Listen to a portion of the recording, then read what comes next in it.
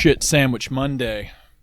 That's what it's about. Bad? Nah, it's not bad. It's actually pretty we know good. how you like them. Extra sloppy.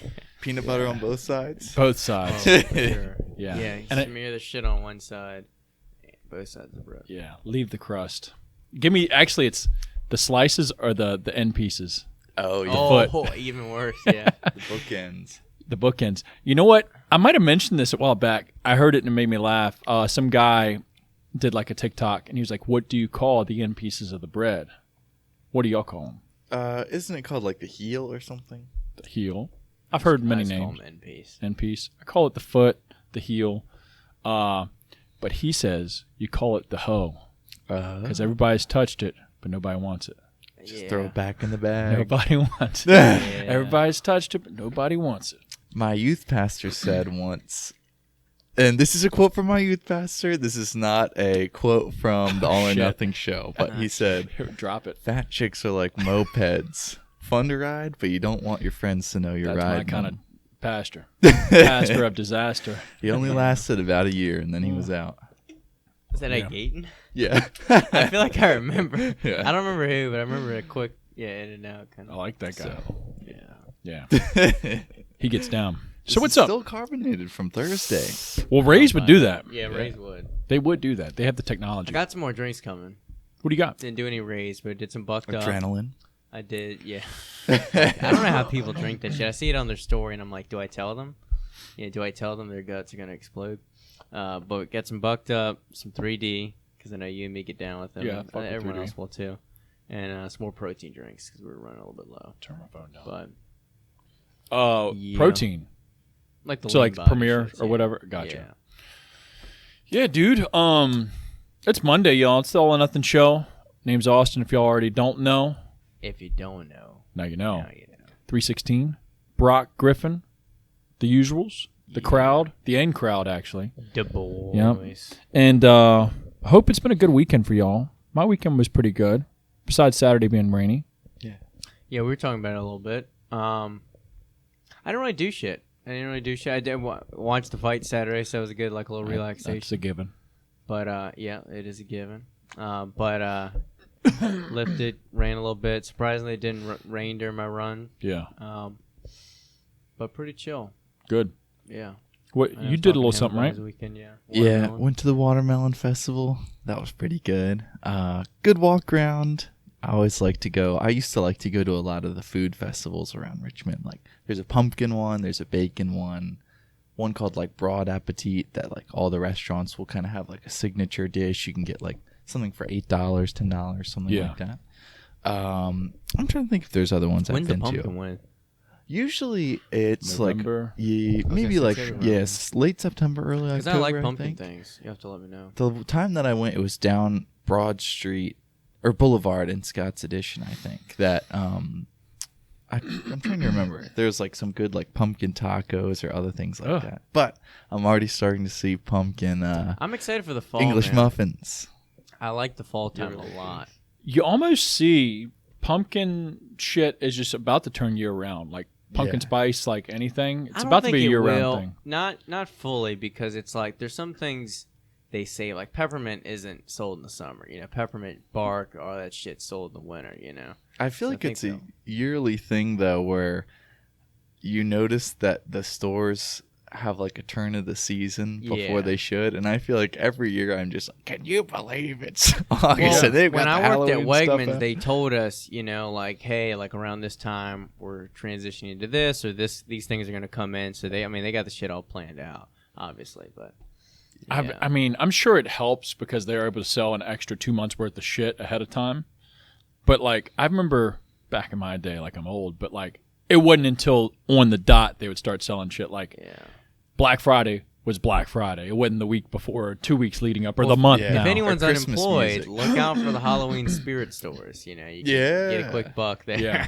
It's like what is it? It's almost like the modern day, like sailing the high seas. What a wild month! You're just Yeah. raking it in. That is Different crazy, man. costume That every they day. rent out those buildings and are able to like, crush, I'm sure. Yeah, I don't know what that building becomes the rest of the year. Sometimes I've seen it, It like disappears. mid-March still Halloween. Yeah. I'm like, I don't know. Have y'all ever gotten anything from there? I've been into one or two of them before. I've never bought from them. I usually I get don't on. think I've ever been. Usually get shit online still. It's really expensive. Yeah, that's Yeah. Amazon always. That and Party it sucks, City. but they crush them. I feel like we've always, like Maddie and I have always wanted to do, whether we've gone to like a little Halloween party or not or whatever, like we've always wanted to do some kind of like costume. But then we get to like 2 days before and we're like, fuck it. Like, we don't want to buy this or buy that. But I need to get creative with like either simple things I can buy or like clothing I already have I can alter to like do something quick, together. Because it's annoying to have to pay like $80. Yeah, you don't want to pay that for like like one day. Yeah. But when you feel like you have to throw it away, right? Yeah, and like when I was thinking back, like as a kid, and I'm sure you guys were this way. I feel like definitely Griffin. Like you'd want the costume with like the coolest like little weapon or the coolest little outfit or this or that. Like my parents got lucky a few years in a row as like a Teenage Mutant Ninja Turtle. But I remember this one costume I wanted was like Darth Maul because it had like the lightsaber on both sides. Had to have that shit, and I can just imagine being a parent and being like, "Fuck, I'm gonna pay $120 for this." And what? Granted, they're a kid; they probably wear it a few times before the actual Halloween. And if you're really lucky, they'll wear it 2 years. But even then, it's like, "Fuck, come on." My dad, I feel like they did away with these. My dad had a Darth Maul costume, and it had one of those like pullover masks with the eye holes. I feel like you don't see those anymore as much. No, they're just cloth masks that go around. I feel like not as cool. Yeah, not as definitely. But I miss too as a kid. I used to have a Spider-Man costume, and it had the muscles that were under the costume. That's real dope. I used to love those. Batman like that. Yeah. You still wear that Yeah. someday. I know. If I ever look Under a his little shirt. funny in here. Yeah. You look a little big today. Yeah, do I? Yeah. So Been working out. yeah. Nice. I'm trying to think of other costumes. I was Jack Sparrow one year. I was a Robin. Then another year I was Batman. Nice. My brother was Batman the 1 year. He but- evolved. Yeah. Yeah, Took he on the evolved. mantle. No, I take it on. I was a stormtrooper a couple times. I think I was like Obi-Wan a year. Nice. Big I- Star Trek guy. It's Or not Star Trek, Wars. Star Wars, Something whatever. like Yes. Some of that stuff. Yeah, I don't know. I was kind of consistent. Yeah. 1 year I was grabbing shit from like whatever old costume bucket we had, and I did like a ghost mask with like a SWAT like outfit on. I was like a dead SWAT man. I don't know. It's always a weird year though when you realize that like this is the last year you'll be trick-or-treating, that you're too old for it. Yeah. I feel like you never know the year too, because when you're in between, you're like, this could be the year next year, but you don't really know until the next year comes. You're like, I'm not doing this shit, Yeah. Some days or some years, I still wish I kind of could. But I don't want a ton of candy. I only want the good shit. Don't be giving me that cheap shit. Yeah. No Tootsie Roll. No. I don't really even like candy anymore. Or like cheap, that much. that cheap like non-brand generic shit. Oh, you know what I Worst used to candy hate? is Necco wafers. Oh, those. What about the Whoppers? I don't. Yeah. No. I remember the fear, like as a kid growing up, was that someone's gonna slip like a razor in your candy. You ever remember that? I remember every year it just got They'd be worse like, and worse. Watch out! Make sure you watch Razors and needles. Yeah. Yeah. Wait, what is this syringe doing in my candy? I know. Never. Yeah. And then now it's like, oh, they're putting drugs in them. Yeah. It's like, who's going to waste drugs? Who's going to give drugs away? I mean, Yeah. maybe it does happen, but Yeah. who is Get these giving drugs 8-year-olds away? It's high like, on oh, edibles watch. or something. Let me Poison. let me spend my money, buy these drugs, and put it in it. Just give it away. I mean, unless you're retarded. When Maybe we that wound works. up moving, I want to say I was like 16 or so. We moved from a neighborhood where we really didn't have kids. We were the only kids, into a neighborhood where we did have them. But by that point, my dad was just checked out. So he just did the bowl on the porch, take one sign, and Oh, a big handful. he did the whole One shebang, handful. though. Reese's, Butterfingers, Oh, Skittles, shit. Starburst. High dollar. So one that was kid all got a gone. lot. Yeah. I would definitely cherry pick that shit. Reese's, Skittles. Yeah. I'm like, There was like 5 candies I would go for. Yeah, like Reese's, Skittles, Crunch. I like the Crunch. Crunch bars is a bit. decent. Snickers, Butterfingers, Snickers, Butterfingers, Milky Ways. Milky Way. if you Yeah, will. they're a little bit. Did y'all ever get one year for trick-or-treating, not to keep rambling on this, but did y'all ever get those fake dollars that had the Bible verses on them? No. I don't believe so. No, I wasn't in a Christian community like that. No. Somebody gave me. I feel like that almost turns people off of the church because Yes. you think you get like $20, $100, and then you open it and it's got like scripture on it. And Give it's your like, 10%. What the heck? Yeah. How about don't deface U.S. currency? Yeah, church? that's illegal. Yeah, I'm gonna turn them in. So, but no, I don't know. It's funny to think back. I almost feel like certain things, once you're past the age of being able to enjoy them, it's like you kind of have to have kids to enjoy them again by proxy Kind to of. like be able to join in again. You know what though? It's like I feel like the more you can go all in on holidays, though, it's so much more fun. Like every time I get close to like December hits or Thanksgiving's coming up, like I try and like do all the fall or festive things because otherwise like the time can just pass and it's just another like December. But if you fucking blast a Christmas playlist all the time, you start wearing the colors. Yeah. We do a theme party at the gym, like you dress up the house. It just you really enjoy it. You look forward to it. It's exciting. Yeah. It's like one of those things where you can't act like, oh, I'm too cool to do this or do that. Like, Yeah. oh, I'm not going to do the themed party at school because, I'm too old for that shit. You almost got to just like let it go. And it is something that like sometimes I guess as you get older, it's so easy to just feel like, man, like I'm too busy or something like that. But like last year, even just making a wreath or like putting up decorations, taking the time to do it, like it is nice to come home and like feel like your house is ready for Christmas or stuff like that. I always love it. And I'm guilty. I listen to Christmas music. I listened to it like 2 weeks ago. I feel like it's magical if you make it magical. For sure. Yeah, I binge on cookies. That's what Santa would want. I know. He's going to be at his I've house. been a good boy. He's going to be at his house. There's no kids. He's like, oh, fuck. I got to get up at 2 a.m. and eat these damn milk and cookies. Fuck. This guy. What a tragedy. Yeah. Yeah. I like it. I wrap Buddha's Christmas presents too. What does he get?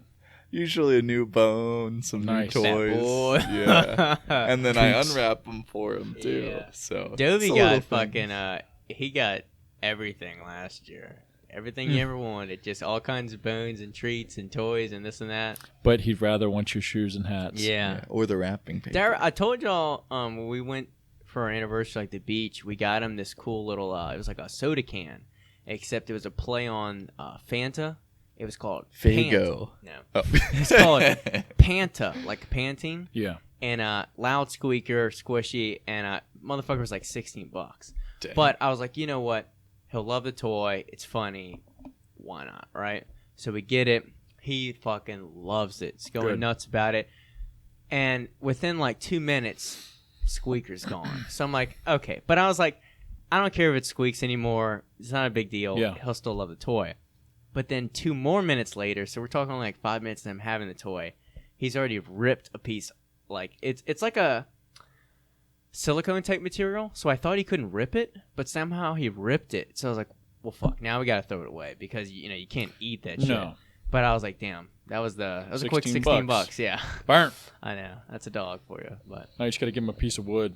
he does way better with just basic like bland ass bones and like And simple deep down, shit. do they know any better?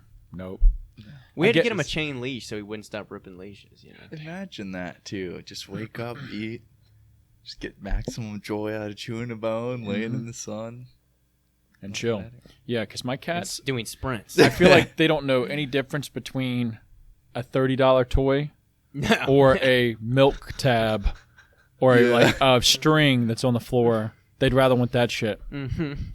And like What cardboard about laser boxes. pointer? They do like that shit. But like we have these nice beds. They'll sleep in them. But if we get a new box, cardboard box sitting in the They middle love of the that apartment, shit, dude, they'll Yeah. break their Yeah. necks getting in that thing. Well, we bought that bed in our office for Dobie. Yeah. And like That's he Buddha's laid in- bed now. Yeah, it's Yeah. Buddha's bed apparently. Yeah. Mutiny. Yeah. So, you're welcome, Buddha. But Yeah, he got himself a all California. right, enough king size. holiday and bullshit talk. What's good? Rest in peace to John Meadows. That's the one thing I Oh, want to yeah, talk about. yeah. Really sad news. I saw Griffin text us yesterday, and I read it. And, I don't know. It's one of those weird things to where it's like Maddie and I were talking about it because he's someone that I don't know how much you guys watched him, but I'd watch a good bit of his videos. I've definitely seen a ton of them. I'd watch the workouts or this or that. And it's weird when someone posts a lot of content on their YouTube or Instagram, and then they pass away, and obviously that stuff just stops. Yeah. And so it's really weird because Maddie put it in a good way. She was like, you have hundreds and hundreds of videos of like watching this guy, but there's never going to be anything new. Yeah. So it's kind of like he's left such a good mark and massive library of information. But it's just weird knowing that you're not going to see another like Q&A or another like video or another new post. It's always weird too, I feel like, to see the person's last Instagram post too. Because I know for him it was like someone that I guess he coached. He just won, Yeah. And then for like Rich, I think it was like a throwback picture or like other things like that. But it's always weird to just see like I almost feel like sometimes the pictures before are like almost the memoriam picture, like the last one that would be like the best one to like represent them, but then it's usually like the last one they actually post is like something kind of unrelated to them too. It's always you almost think like it's like I saw his last video, this Q&A, and it was posted like 2 days before. It's almost like you want to be like, do you know? In like 2 days, like this is like your last video. It's like, what could have been changed or happened to save that from happening. And it is weird to think that like he was at the Nut Bash. Yeah, the last one we went to. That's the only time I've seen him in person. The Nut Bash. He wasn't really interested to talk to me there. But would he have known that in 2 years he wouldn't be around anymore? Yeah, that's crazy. It is crazy. He just had that heart attack too, and he was getting better. Yeah. I mean, that was a wake up call, but I don't think this was even related to that, like directly. At least. Maybe not. From I saw like a few other sources, and who knows what's real and what's accurate, but they said that he was dealing with obviously some other health issues, like his large intestine being removed for some like disease that he might have been hereditary with for his digestive issues, and then the heart attack thing, and then somewhere in between that, knowing that he had genetic markers or some history or hereditary problem with blood clotting. Mm-hmm. And then obviously the pulmonary embolism is a blood clot that dislodges and goes to your lung and kills you. But, to know if like, was he taking blood thinners after the heart attack, and did he just stop taking them, or did the doctor stop prescribing it to him and said, hey, you're good to go, and then boom, one forms and dislodges, and obviously you never wake up. Yeah. It's weird to like know that he had somewhat of a history, at least this is what that source said. And then, hopefully he was treating it. And if he wasn't, who knows if it was like a fluke or whatever. But hopefully he, it's weird to not know if he wasn't, treating it correctly, or if it was just completely unknown.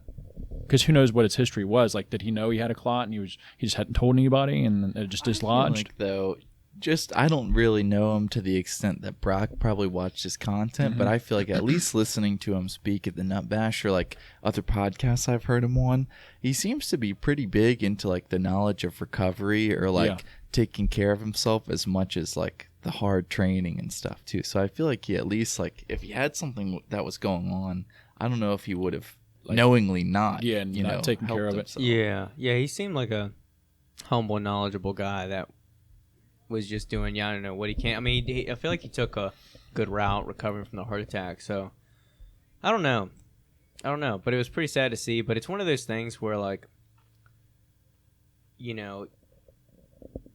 don't know. I don't want to get too deep into it, but it kind of had me thinking like, you never really like all these posts that are coming out about him. Obviously, like they're very sweet. He obviously made a great impact on like all these people's lives, but I don't know. It's kind of bittersweet because it's like he'll never see these messages, and I'm sure he like felt love when he's here. But it's almost like I don't know. It's always weird when special people like that like pass away because it's like I don't know. Things move on. Yeah, it'd be different if like there was a workup to it, so people could have been like knowing it was coming. But for something like seemed healthy guy and then just didn't wake up type deal, that is like the most shocking factor out of it all. Like thinking back to Rich, everybody kind of knew after he fucking had that aneurysm or whatever, like when he was in a coma for 2 weeks, he probably wasn't going to make it back. So like everybody had started to like drop messages and like slowly like over time accepted that he was like gone. But then like this, you just wake up to it and it's flash news like, hey, fuck, 1 minute he was training a winner to a competition. Like Luke Sando.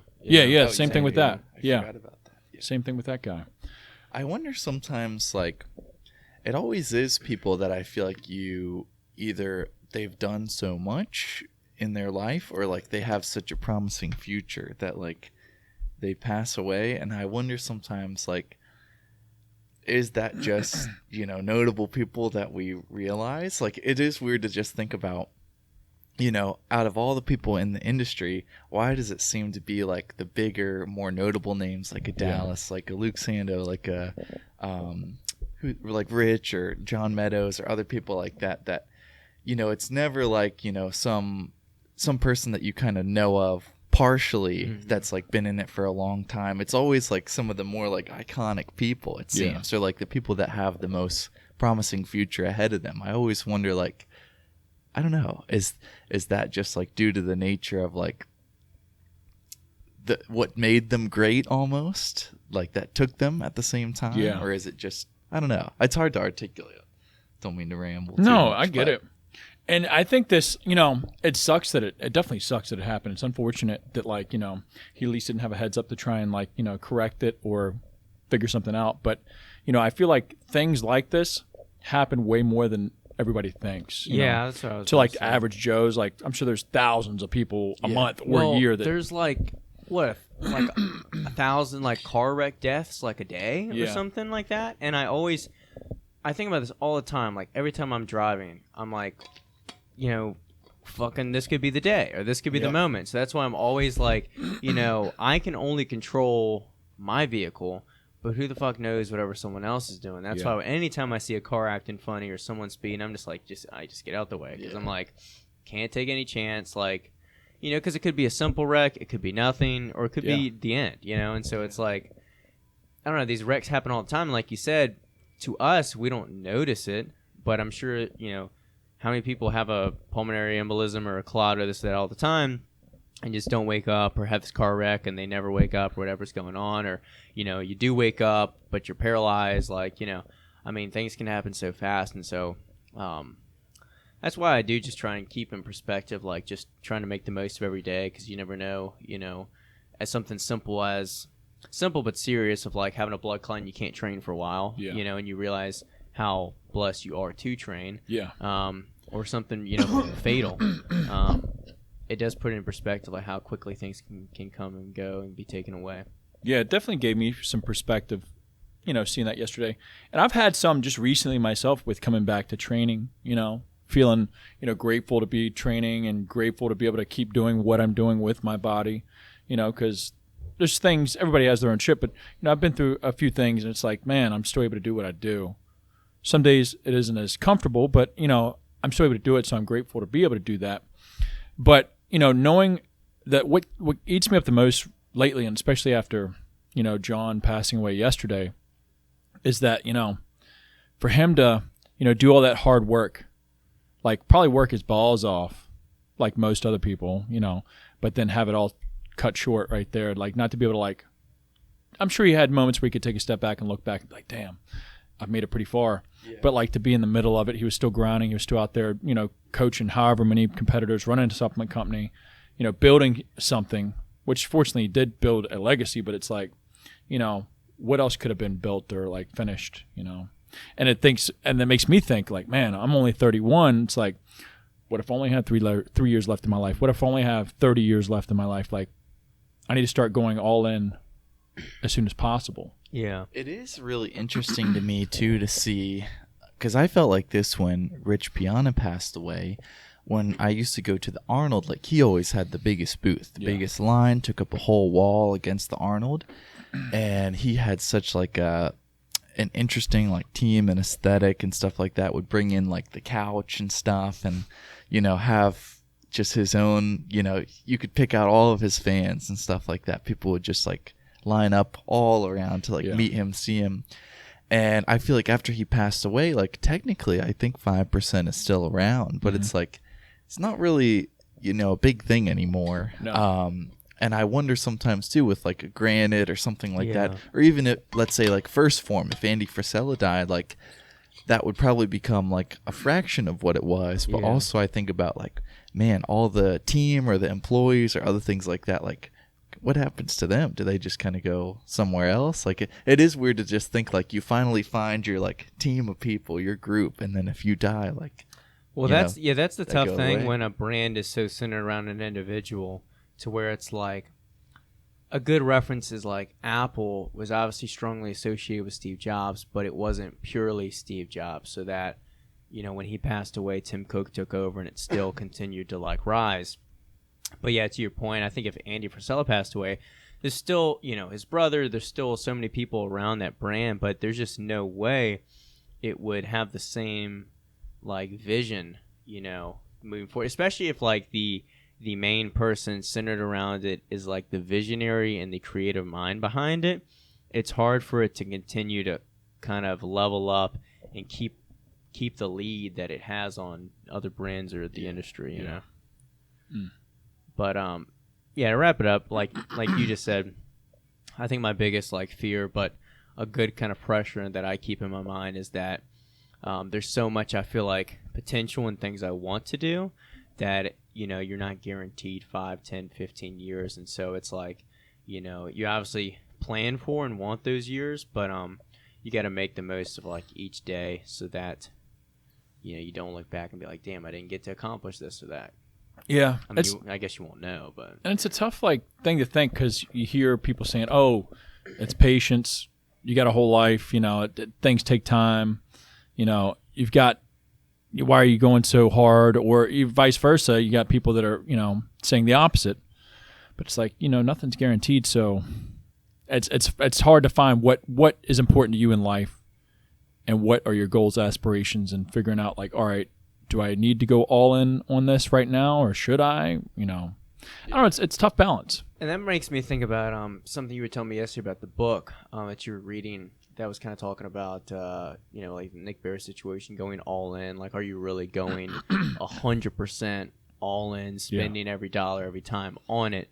Because I think that's something that I've even realized, like, you might be working harder than, like, the average person, but you almost kind of gloat in your mind and praise yourself over this, like, work ethic or this commitment that you think you're giving 100%. Like I said, you might be giving more than the average person or the average effort, but at the end of the day, you realize there's always more, like, juice to squeeze. And, you know, one thing I touched on a little bit, but from a different aspect, is the more I've been running, it's like an extra hour and a half into my day.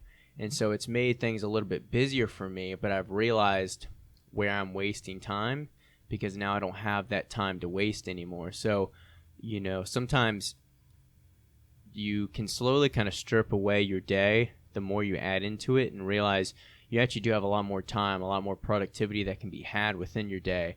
And you kind of tell yourself that you don't have time or that you don't have these resources, and it's just false, you know? Yeah, I can agree. You know, I let myself slide a lot. You know, I say, oh, I can do it tomorrow, or I can wait, or this or that. And it's tough to swallow sometimes, and I just realize, like, man, am I optimizing one today? Am I actually giving it my all attention, whether it be, you know, clients or, you know, doing an extra video, trying to make some piece of content. Yeah, within a time gap. Yeah, so it's like, I don't know, man. It's all, you know, on what you want, you know, right? Out of life. But, like, I know that I want more than what I'm doing and what I've got. So I realize that I'm going to have to do more and, you know, get uncomfortable and go further in, right? Yeah.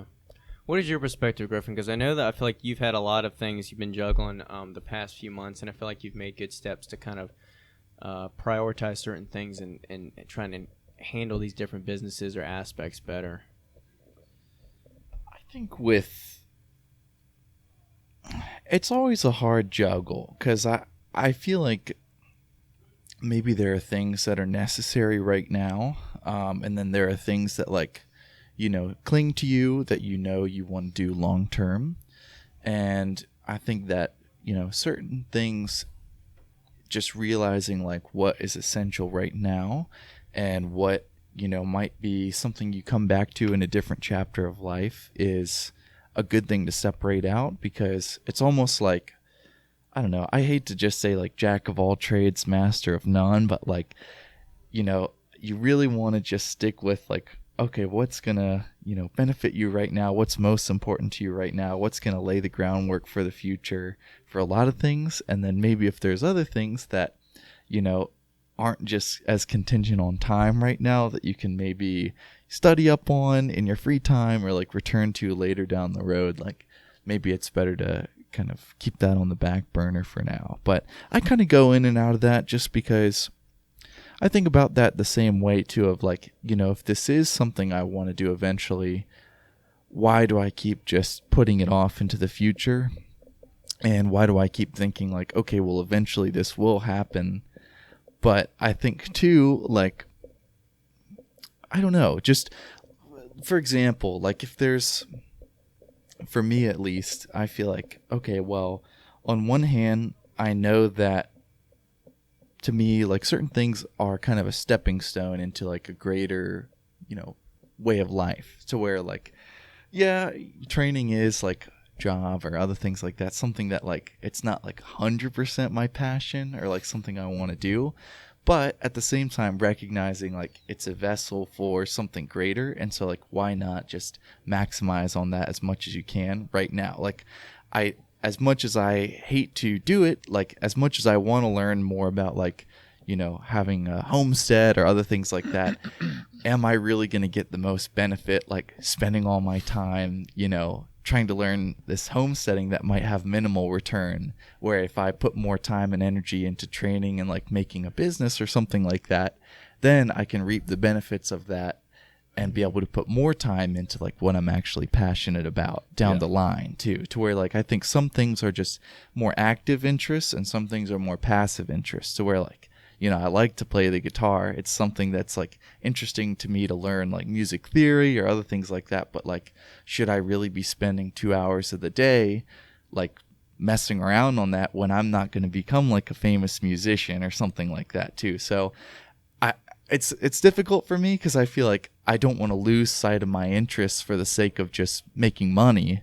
But on the other hand, it's like, you know, you only have so much time in a day too. So like really prioritizing what is going to be the best return is also a good thing too. So yeah, I think that's a good way to put it, is like there's passive and then there's like more active passions and interests. Because I don't know if you guys are like me, but it's like I feel like I have some core passions and things I like to do, but then there's so many different like avenues I want to jump at that spark my interest. I'm like, oh, I could do this or I could do that, like, you know, with firearms, or you know, I wanted to get into jiu-jitsu, which I think I could have maybe fit in, but now that I lift and run, and running kind of filled that extra like void of like physical exercise, I can't like possibly do all three. And so it's kind of like, yeah, you got to make an active decision on like what's gonna kind of bring you the most return on investment, whether that's like actual financial investment or whether it's just physical like happiness or like emotion or things like that. The other thing that I'm kind of thinking of, the more I think of that, is being able to separate out your interests or passions to where you can give 100% into all of them. Because there are a lot of times, especially when I lived in the city, like I would just feel frustrated because like I like to shoot like scenes or like landscapes or other things like that, and I would just find myself always like kicking myself because I would be working until the evening and then feeling like I'm racing down somewhere to like just set up the tripod to like get some sort of scene, and then just feel like, okay, I didn't take time on this, like I didn't really feel like I gave the effort I wanted to because I'm just trying to fit it in.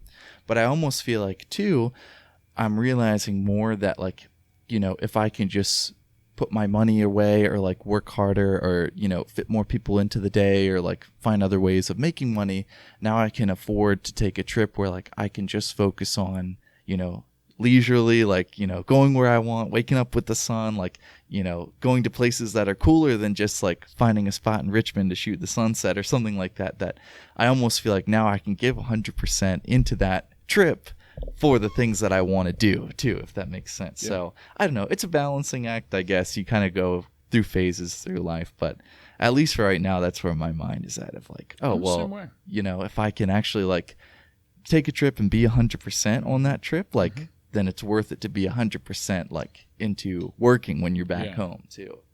Yeah, you made me think of something that I feel like I applied to my life before I heard it, but it was put into like a good sentence or so by like Joe Rogan in some like clip I'd seen, which was he was basically talking about a lot of people kind of go through life like without passion or interest. They kind of just go like a robot. And but he's talking basically about how, and I feel like this is something I've done, and I think all of us have done to an extent, is you know, working those extra hours, taking those extra clients, and basically putting yourself through a little bit of discomfort or extra work or whatever it is, maybe sacrificing a little bit of your free time and your passion and things like that temporarily to give yourself that window of time to execute your long-term passion or plan. So, for example, for me, I spent basically a year and a half, 2 years working a lot of side jobs with freelance editing to finally be able to buy equipment and go for it with the gym. And it was, you know, it's just like keeping that long-term plan in mind, or like you said, that long-term like passion, and just knowing that you'll eventually be able to go 100% like in it. But sometimes it's hard to like just trust that that extra stuff you're putting in is like adding up. But it's like those little decisions and habits do give you that window of opportunity, because if you never do those things, you just kind of get stuck there, because you do need that window of extra money or time to capitalize and trying to get up in like the ladder of society. Yeah. I'm the same way when it comes to like training. I mean, I do enjoy it. I've been with most of my clients for 3, some even 4 years, and I enjoy working with them. So like I look at it as a vessel, like you mentioned, you know, and I think I'm pretty sure I've said it before. I even if new people come in and I know they aren't going to be a long-term fit for me, most of the time I'll try and make it work, just because I try to, as I say, hit it while it's hot, because that money, that extra money, might not always be guaranteed. And I try not to spend it as well, because I think a lot of people mess up is they make that extra money. They're like, oh, I got extra money. Yeah. I can buy some bullshit, or buy this, go out to eat a little bit more, or whatever the case, buy something new iPod, whatever the fuck. They don't make iPods anymore. What the fuck they make? I'm a boomer. Man, oh shit. I messed up. Zoom. iPhone, not iPods. Leapfrog. You know, so, and that, especially, you know, this isn't going to go for everybody either. This is not to say it's only entrepreneurs, but people that are trying to get out of working for somebody else, creating their own future. You're going to have to cut back on your lifestyle, sacrifice, get uncomfortable, save those extra dollars. Those dollars add up into hundreds over time, Benjamins. And then you'll have the opportunity to either buy more product like I do, or be able to put money down for a lease and not have to go get a loan, be self-sufficient with your money. You didn't have to go to a bank for anything, right? I mean, or, you know, buy the new equipment or go on that trip, you know? And people wonder why they're in the same rut. It's because you're blowing too fucking much money, right? Yeah. You ain't making enough. I think sometimes too, when you accept like your, you know, your situation, or like, let's say you decide to, you know, put off some of these things in favor of more work, or like, you know, you have this goal and you've decided you're going to try to do what you need to save to achieve it. Like, if you can kind of accept that in your head, it makes things a lot more enjoyable, to where like when I was saving for camera equipment, it made like doing photo jobs on the weekends a lot of fun, because it was almost like a little game of like, how many can I do to be able to get this lens? How many can I do to like try to get this camera body that much faster? And then, you know, once I got it, it was like, okay, that feels like it opens up even more doors of stuff that I can do with it now too. So that's a really good way to put things. I know sometimes I've thought about it like that, where it's like, oh, this set of 6 videos for this one client, that's going to buy, you know, this machine, or that's going to buy a trip for me and Maddie, or, you know, equipment, like you said. So definitely makes the process less painful. Yeah, I guess you need a goal. And I think some people are just like, all right, I'm just going to save. And yeah, if you're just saving, that money burns a hole in your pocket. You're like, feel it burning. You're like, oh shit, I'm going to buy something nice. Or you're more likely to spend it once you get the chance to. You see that Black Friday deal. You're like, oh shit, that new TV or whatever, you know. Yeah. Yeah. That's out there, you know. But not everybody has to go through what we sign up for this. We signed up for it. Yeah. That's one thing that we know. So it's like, but if you want to go down this hard road, this long, hard road with some dick kicks and some shit sandwiches, just know you're going to have to live a little uncomfortable. Yeah. I think what I've noticed the most when I talk to some of the freelance trainers that like sign up here, and work here, it's really hard, understandably, for people to kind of leave the nest of society to where they're used to knowing that paycheck from their job or Gold's Gym or whatever, they know it's coming. And when you're a freelancer or you own your own business, it's like fully dependent on you. So your income isn't a guaranteed number. You can't tell someone, I make this, because some months it's hot, some months it's a little bit lower. You can pull an average, but it's, Maddie was telling me, because she was kind of talking to her parents a couple weeks ago, and it was like, I think one of her parents was like, I don't really understand fully like what y'all do. And it's more, what do you mean? It was more like the idea of it's just so out of the box nowadays to not ever work for anyone, not have a resume, not have to worry about it getting a degree, because no one's looking at your resume. No one's saying, hey, where's your bachelor's of science or this or that. And so it's kind of strange to have this like inconsistent income. So a lot of people are just, I don't know. I feel like you feel lost because you're not reporting to anyone, I mean, I get the disconnect for people, but it is hard for people to kind of leave that nest if they want to go that route. You know what I mean? And you're the newest to it. We've all been through it. When I first left my training company that I was working for, at first I was like, oh, shit. Yeah. Like, oh, shit. It's nerve-wracking. Rent's due. Yeah. I need to be working, making sure. And, like, it lit a fire under me. And some people it does that. And some people it makes you fold. Yeah. And you're like, oh, shit, let me go work for somebody again, Mm-hmm. Obviously, we've maintained. We're able to maintain now. But, I'm sure you were the last person to sort of cut ties, or you were just like kind of forced to do it, which was a good thing. Yeah.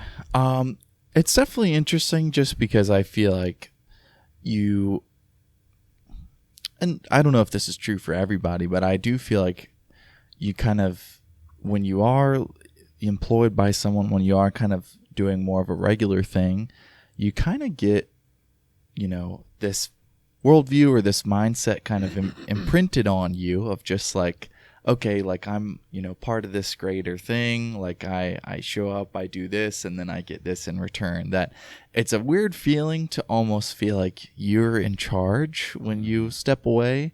And I almost felt like that was something I kind of wrestled with a little bit, because to feel like I would be able to get my clients to come over, I almost felt like I had to, make it worth their while, and just like, okay, well, I'll train you for cheaper than you did at Gold's, and like, I can do this, this, and this for you, and I can add this service in on top of what we were already doing, to just like, okay, please, like, take a chance on me, sort of thing. That, I don't know, it's a weird mentality to like feel like you have to kind of step into and then also work out of again, to where, especially being here now, or kind of actually realizing that it all does work out, it's now nice, at least for me, to feel like, okay, like I am in charge. It's not just me like trying to beg somebody else to like, take a chance on me. It's like I'm the one that's sought after. And I feel like for me, that was just a weird transition to undergo, that I'm comfortable with it now, but it was definitely like a period of growth, at least in your own mind, to realize like, okay, I'm the master of my fate, like I'm the captain of my destiny, or whatever that is, like that, that you actually are valuable, that you actually are like someone that people would actually like want to spend money on or see 4 times a week, or actually like drive 30 minutes to come to, or other things like that, that you don't just have to be like the cheap guy that offers 10 things just to set yourself out from like the change. Just to add into why it's worked for all of us, is the fact that you mentioned it, going over and beyond for most of your clients, like wanting to make sure that they were happy and satisfied working with you. Hey, I'll be willing to do that. Hey, I'm going to add this to it and this and that, and do this extra service. Most people just you have to make sure you have intent to care for whoever or whatever product service you're offering, but then also, follow through with it and just show up. You just got to show up. But I think that imposter syndrome that you're talking about, Griffin, is so true. Because even like with the gym, sometimes I feel like, because I understand my business. I know the ins and outs. I know how things have come to be. When people come here, I'm almost like nervous, or at least like when we first opened, where I was like, especially when we didn't have as many machines, I'm almost like, before they even say a word, I'm like, I know we don't have that many machines, but we got more coming. Like, just wait with us. And I had to realize that they don't see it like they don't see it like I do. You know, they see me as not a 20-year-old kid who just fucking went for it, doesn't have this degree or whatever, blah, blah, blah. They see me as an adult gym owner that created this business that they don't know how long it's been in business for. And they see all this equipment as like new, cool stuff that they haven't seen before. They see this space as like an actual facility to weight train and work out and all that. They don't see it, you know, how I saw it before it was painted and the mats were laid and how it almost feels like a DIY project. They don't see it like that. And the same way with like editing even. It's like, the people call and reach out to me as if I'm this professional video editor that went to school and did this and do that. I'm like, I'm self-taught. I've got a laptop. Yeah, I just got a laptop in my office, you know.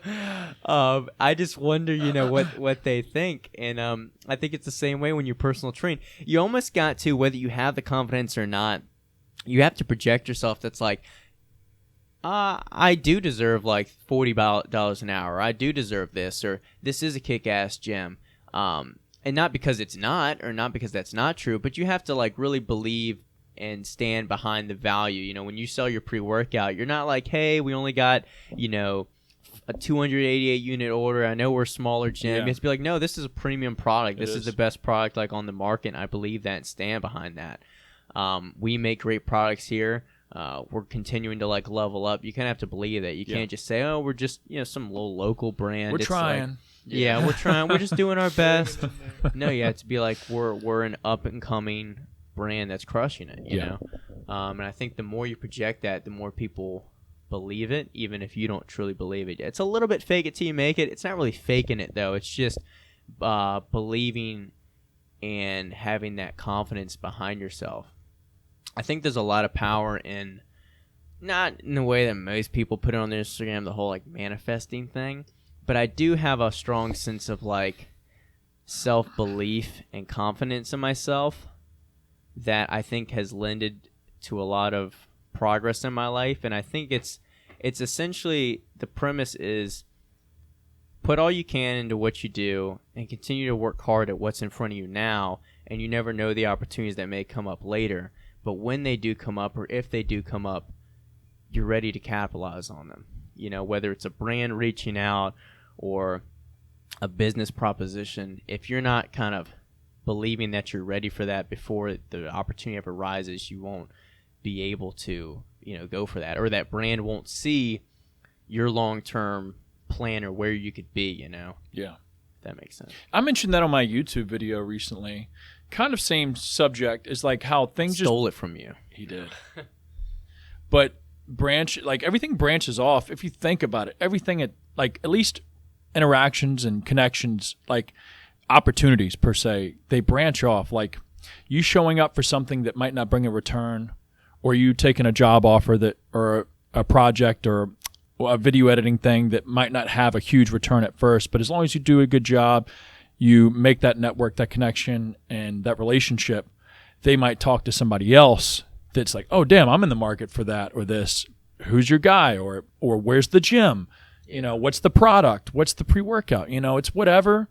I've started to that's clicked even more over the past few weeks with me, and it's like these things that might not be we even talked about it. This GYMFLO isn't a short-term game. It's going to have to be long-term, and it is going to be long-term. But knowing that, like, saying yes as much as you can to the opportunities that are in front of you that will eventually, hopefully, branch off. Not all of them will, but, you know, you're putting yourself in front of opportunities by doing that, though. And you have to make the investment before the return is even in front of you. Yeah. Like, one instance, I can think of a couple, but, like, me making those technique tip videos years ago on my Instagram, if I never would have put the effort in there for like free, just trying to make the best content I could, you would have never seen my content. No. We would have never built this relationship, and GYMFLO probably wouldn't be the same brand it is today. Fuck. Oh, fuck. You Better said for it. better or worse. You're For better or worse. You're welcome. Fuck, Pay you the said man. it. But it's the same deal with like where I see myself like now. Like I'm spending time and putting in the money to have Griffin take way better photos and content on my own Instagram. I don't get paid for like the photos and content I do right now, but I have the long-term vision that these brands, the more amazing content and photos that we get done and I get to post, the more these brands are like, oh shit, this looks good, or look at those angles, or how will our clothes or our products be with that, and eventually they're gonna come crying to my doorstep. Or they're like, hey, who does your presets? Yeah. Yeah, who does the presets? I'm just So but simply put, you just got to be willing to put in not only the work, but sometimes the actual financial investment up front. We talked about it a little bit yesterday with like advertising. Like you have to be able to like waste some money for that long term that you can't even see the long term, but you have to trust that the positive energy and the positive work that you're putting towards it will manifest, maybe not directly, but sometimes that opportunity. Sometimes it's the relationships. Like so-and-so follows me on Instagram and they referred this company to me, because of the content I post. It happens all the time. So it's weird things like that you can't always see. Yeah. That is wild. It all does connect in some certain way. As long as you're giving intent and conscious effort most of the time. Sometimes it just clicks even without you even having to try sometimes. It feels like it for some things with me, but then sometimes it's like, damn, looking back, that connected that dot to that dot, and it's like it all works, It's getting these questions. Are they questions or scenarios? They're questions. I guess best fits scenarios, like who's the best fit. This is Bad People Guys, so it's a card game that the party game you probably shouldn't play. And I picked these ones today. Well, we keep playing, and these are pretty good. I feel like it. I'll start this one. Yeah, kick it off. Yeah, We'll do one at a time. one at a time. Who gets paid too much for what they do? Brock. I think we all work for what we do, but Yes. I guess comparatively, yeah. Yeah. All right. Let's see. Most likely to laugh if they saw a blind person trip. He just saw it in his I head. did, I did. I gotta show y'all this one video. I won't say what it is. I don't want people to think we're fucked up, but tell me this doesn't make y'all laugh. Where is it? I can't be too far. All right, that's kind of fucked up. Oh, dang. Wait till They just toss him in. Oh, okay. No, I thought he was no, but wait, watch. Yeah, dude's a beast. Whoa, got the fin. Yeah. Damn. Yeah. All right. Yeah, that Yeah. one made me sweat watching. Sorry if y'all had to wait for. We had to show them that video. What All a- go ahead. Most likely to end up in the friend zone. Griffin. Griffin. Yeah. And what's your reasoning behind that? I think neither you or me are like douchebags. So I think we get more connected to women. And to Yeah. where they want the guy. They want the Chad. That's just gonna. I think yes. Yeah. Nice guys finish. Yeah. Not Nice that- guys finish first. Yeah. And last. Right. What they don't know, Yeah. it's a already game. That's good. Yeah. If everyone here threw a party, whose would I be least excited about attending?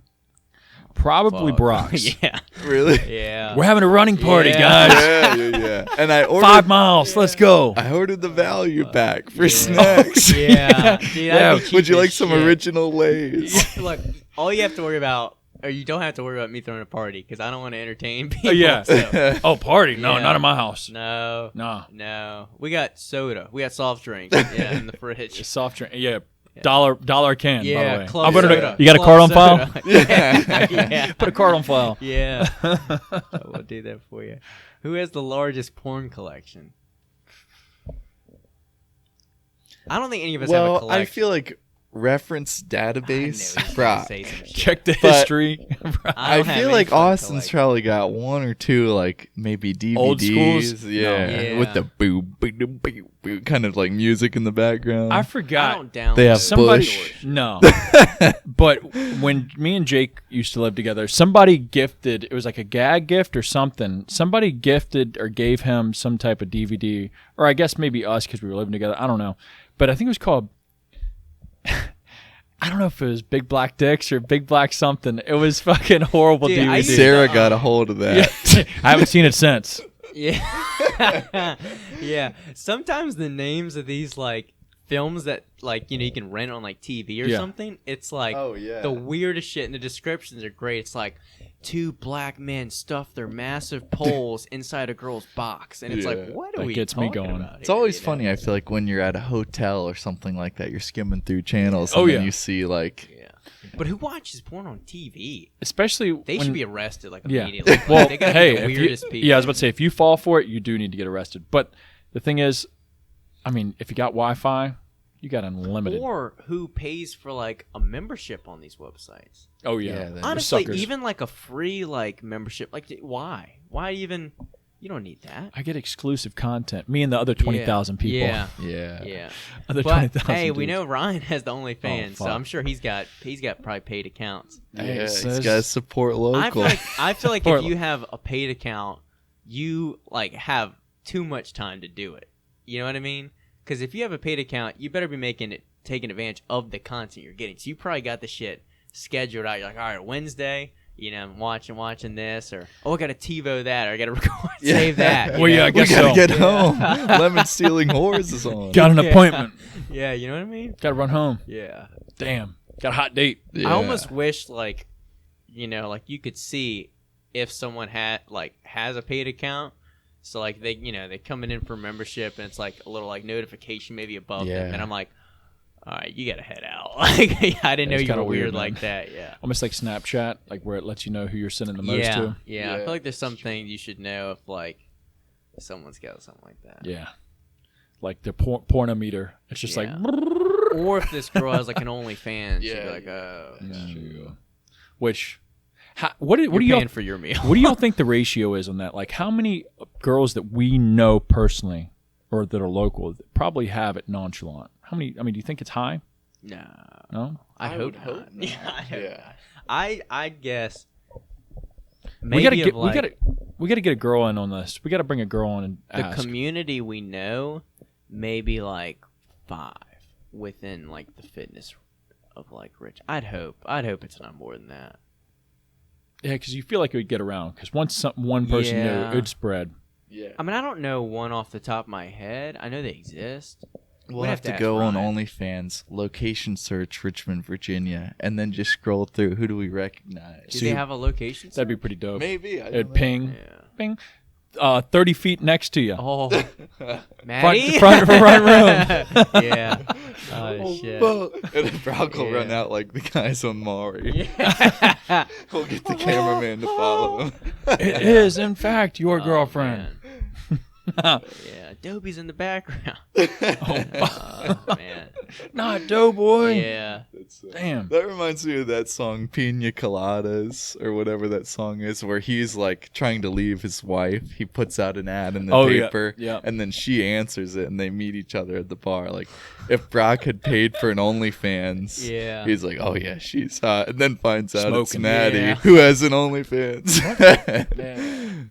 It's like, do I rat on myself? Or do I get it? That's Yeah. funny. Damn. Anyway. Did you answer? Did you have 2 cards? Did you already He answer? did Yeah, back I to did 'em back both in a row. Yeah. Oh shit! I didn't even realize it. Yeah. Damn. Too much fun. I don't know. Well, guys, that's it for this week. Hopefully, you all enjoyed it. By the way, still going on. Make any order off the site. Get a free overcome. Get a chance to get it. Chance to win. If you win a label piece, we've sent out 2 so far, guys, and those 2 are out the door. There's 3 left that we're giving away. Chances are in your odds, or the odds are in your favor. The chances are in your odds. Yeah, right. Retarded.